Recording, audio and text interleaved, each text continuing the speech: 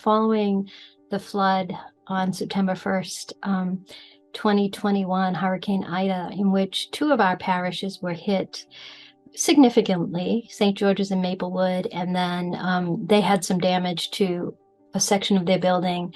And we here at St. Stephen's had about $350,000 worth of damage. And we were out of the nave for 5 weeks and were able to worship actually at Christ Church in Short Hills.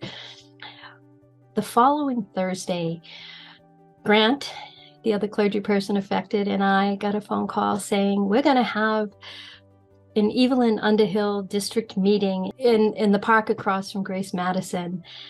And we arrived to our colleagues having this sumptuous feast of cheese and crackers and chocolate and wine and soda, and just a way to be together.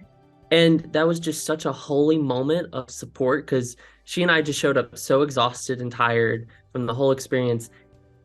That was the core, right? We started to trust one another because we were sharing our lives. I don't know that without an assigned region, it would have happened like that.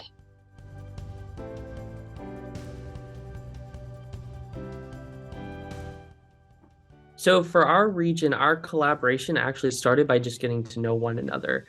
Soon after, Bishop Hughes invited all the different regions to start gathering together as clergy to support one another. That's what we started doing. So we would gather each month, and it wasn't necessarily to talk about all the different programs and things we were doing. It was really about how are you doing and how can we support one another. So for us, the collaboration really started by just getting to know one another.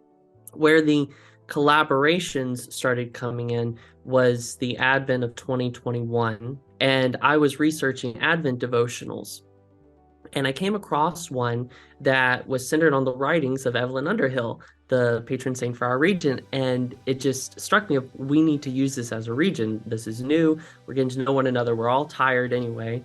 Why don't we come together and do this collectively to save ourselves some time and energy, but also to build that relationship? And everyone jumped on board, and that was really the start of it. And then each subsequent collaboration from that, it kind of just came up spontaneously and naturally from the group, because we really enjoyed doing that Advent devotional together. And the collaboration piece, I think we really saw the fruits of what it looks like to share our energies together rather than trying to repeat them separately on our own. Our minister of music, Megan Coyley, has developed a really good relationship with the minister of music over at Calvary, Evan Cogswell. And just out of that relationship, that's what gave birth to these beautiful concert series that our choirs have been able to do. Things that even at the height of our financial strength, we couldn't do separately. And particularly now when we were going through the pandemic, we were able to just pull together and do something beautiful and magnificent together.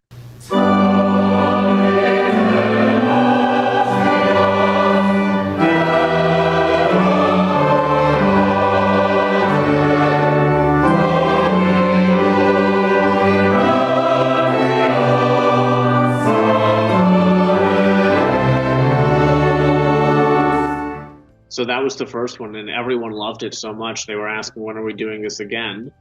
So we started discussing plans for future ones. So we did the Rheinbrugger Stabat Mater last March, I believe. And then just this past November, we did the Duraflay Requiem. Several of my choir members, as soon as we started rehearsals, the joint rehearsals, they came up to me and said, oh, it's so nice to sing in a large chorus again and not just like 8-10 people, and have that community building experience of 20 or 25 people together making music. Most recently, we had an Epiphany party, which was a whole lot of fun. We were thinking, hey, if we get 25 people, like, it's going to be great. We had at least 50 people there, and it was just phenomenal. I mean, people just came together and they wanted to eat and they wanted to get to know one another. And it wasn't like a heavy lift, but it was a beautiful way to celebrate the feast day outside of a liturgical setting that still honored that tradition within us. So we were very pleasantly surprised by it. And I think that's why we're excited to see how we can build upon it for next year. I think the relationship building was extremely important. And I think that's why it's worked for our region, because the clergy spent the time getting to know one another. And now we're moving into a phase of how do we get the laity and the lay leadership to start getting to know one another. Starting with the relationship is extremely important.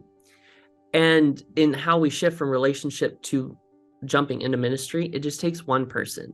It takes one person to come up with an idea and another person be like, hey, yeah, that's cool. Let's give it a shot. Not knowing how it'll turn out, you have to be willing to let it fall flat on its face. But at least in our experience in the Evelyn Underhill region, that's really how it came about.